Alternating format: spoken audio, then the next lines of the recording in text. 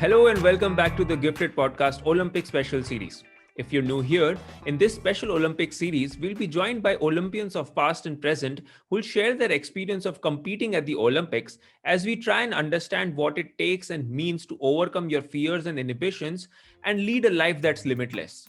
And in the spirit of a limitless life, this special Olympic series of the Gifted Podcast is sponsored by Edelweiss Tokio Life Insurance that perfectly embodies this very notion of a life unlimited. In today's episode, we'll be taking a close look at India's performance at Tokyo Olympics so far. The sport that everybody expected to bring a medal for India is shooting. To dissect Indian shooting team's performance so far in Tokyo, I am joined by pistol shooter who competed at the Rio Olympics for India, Prakash Nanjappa. Prakash sir competes in the 10 meter and 50 meter events and is also an Arjuna Awardee. I also have the fortune of calling him my coach as I train under him for the 10 meter pistol event. Other than discussing Indian shooting team's performance in Tokyo so far, we also dive deeper into what it takes and means to be an Olympian and competing with the best of the best. So, without further ado, let's get to it. Welcome, Prakash sir, to the Gifted Podcast, especially this Olympic special series. We're really excited to have you today. I often love to discuss the beginnings of the individual's sports career. And I know that you started relatively late in the sport of shooting at the age of 33, which gives a lot of people like myself a lot of faith and hope. What sort of internal and external inhibitions did you have to overcome to start your journey at the age of 33 and chase down your dreams of becoming an Olympian for India? Yeah, you're right. Actually, I started pretty late. When there was a day where, when I was young and I told my father, put me in any sport, I would definitely come to the top.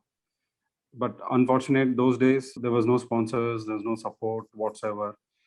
So livelihood was an issue for which I had to give up on sports at that point of time. Then I went to Canada. I worked for like almost 5 years as software engineer. 2008, that was the time when won the medal in rifle. And my father called me and he said, hey, you know what, please, rifle gold has been taken, pistol gold is still untouched. So you could be that.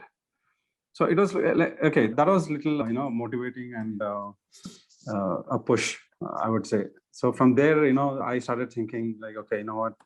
At that point of time, I even equaled the Canadian record playing their nationals and the Canadian government. The coach, he wanted me to play for Canada. So that's where there were two aspects which actually struck to my mind. One was my dad saying that pistol gold still remains, so that's yours. It could be yours maybe, and that was one thing. And then the Canadian government asking me to play for them. So one thing struck to my mind was, if I have to play in Olympic, why would I play for somebody? That's when I decided, okay, I want to play for India, for my country. So that's when I packed up everything and I came back. It was a huge risk on my part at that point of time, coming and then starting all over. But somewhere there was some confidence. I'm going to make it. Yeah.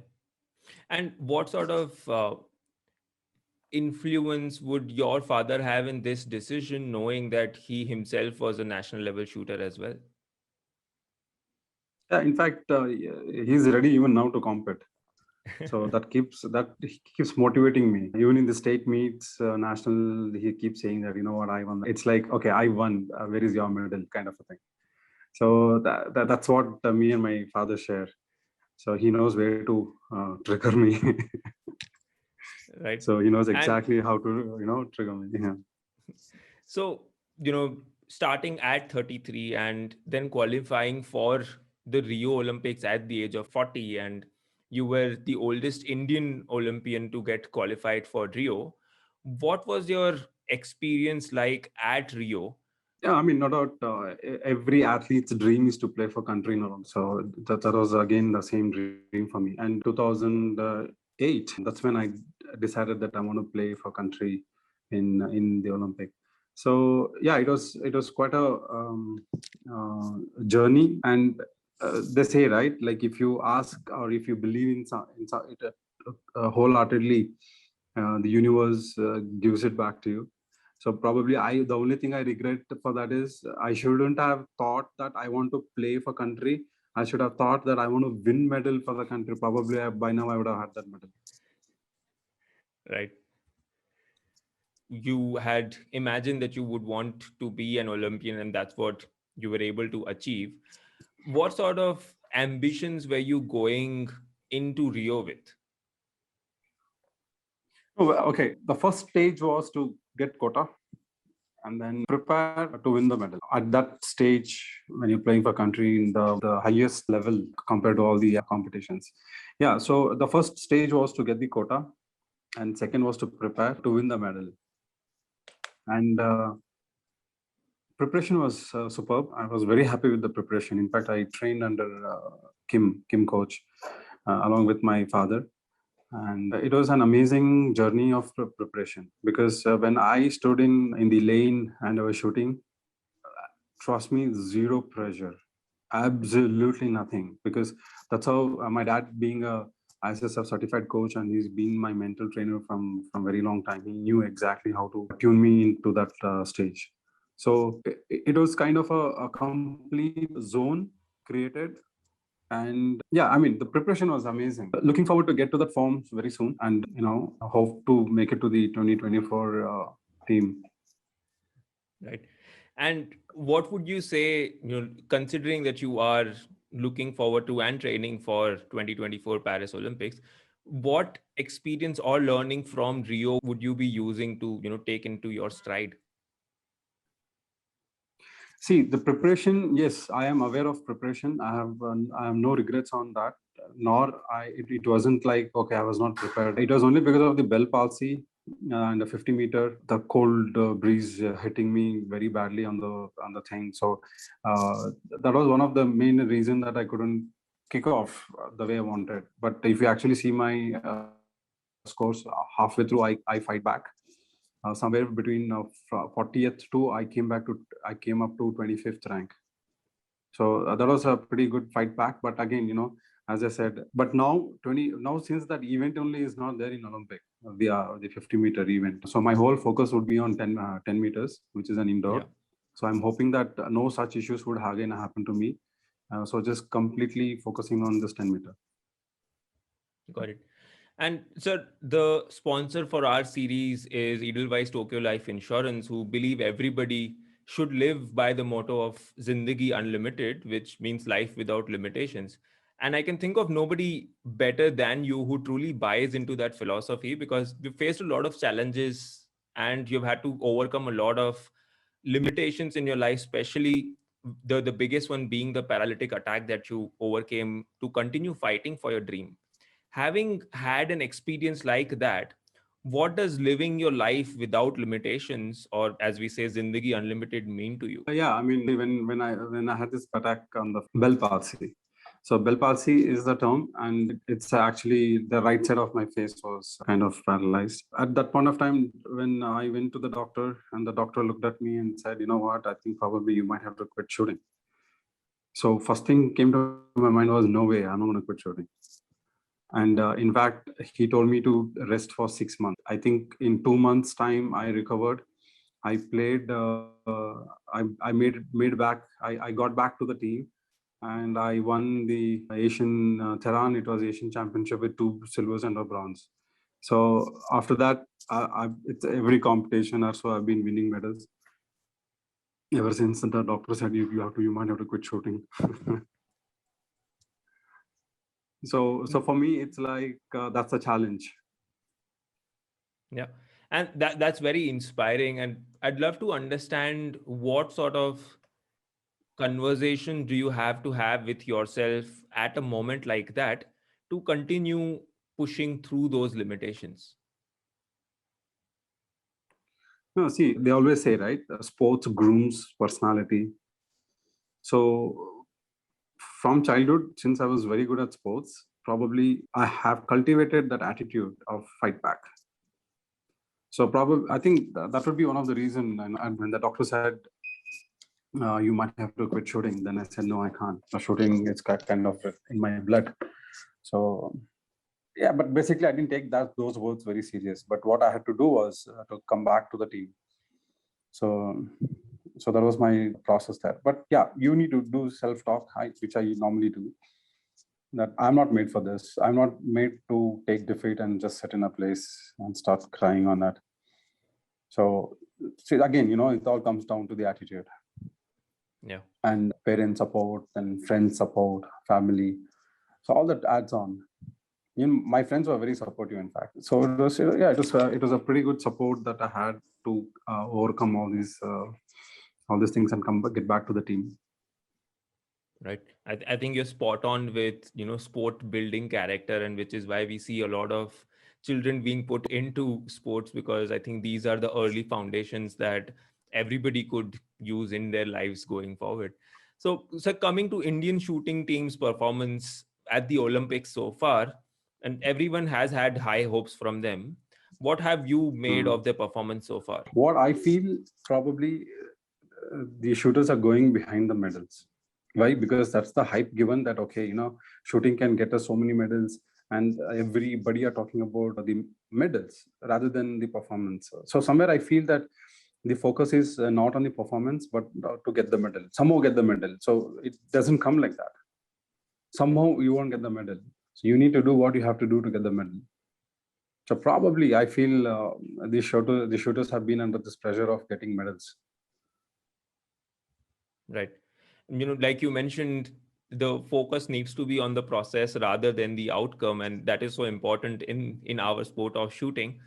What sort of mindset switch needs to happen when you start competing at these big levels of, the Olympics and the Commonwealths and the like?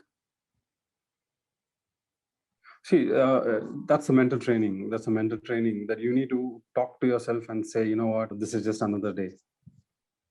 So you don't have to give the competition such a big hype that you lose what you're supposed to be doing. So you need to take that as just like any other day and just keep doing your routine. Right. And, coming to specifically to the pistol shooters and Saurabh Chaudhary, we know that he finished first in qualifications for his 10-meter air pistol event, and then lost it during the finals. While the target is still the same, what sort of a mindset switch needs to happen when you go from, say, shooting in qualifications where he shot 21 shots continuously at the 10 target, to then coming and finishing only, not in the medal positions for India in the finals? What sorts of mindset switch needs to happen in that moment? See, qualification it's a time bound again with 1 hour 15 minutes. So you can't. There is no per shot time limit. The way what happens in finals. The finals, you have been given a particular time and you need to shoot within that. So there's a lot of difference. In qualification, if you're not confident, then you can always put your hand down and restart the process. But in finals, you can't do that. There is no time for that. So probably, see, Saurabh again, Saurabh is good in finals. It's not that it's a chance for him. He is good at it. Somehow, as I said, going behind the medals, but otherwise he's an excellent final player as well. Right. And we have an incredibly young Indian shooting team, with many of them at their first Olympics. So nerves are expected from them. If you were there with the Indian team right now as their coach, what advice would you have given them, knowing that there are still a good number of events left for them to shine? No, see, the young team which has gone up there and playing their debut Olympic, they have a long way to go. I mean, life doesn't end here. So they've just started, and there's a long way for them. What they need to carry the experience, and I'm sure they will. And I'm sure in the next Olympic, maybe we will bounce back in a better way. And if I had to be their coach and if I had to be there, I would definitely say this, just to focus on the process and not worry about the results. Do your best and leave it to the rest. Well, there was some pretty solid advice for all the Indian shooters still in contention at Tokyo. But at the end of the day, like Sir mentioned, while we hope for a gold, We should continue to support and appreciate all our athletes regardless of a medal or not.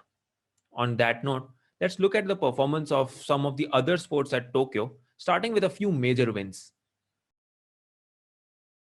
So far, the biggest story for India out of Tokyo is Mirabai Chanu's silver medal in weightlifting. This was Mirabai's second Olympics as she finished 6th in Rio and missed out on a medal.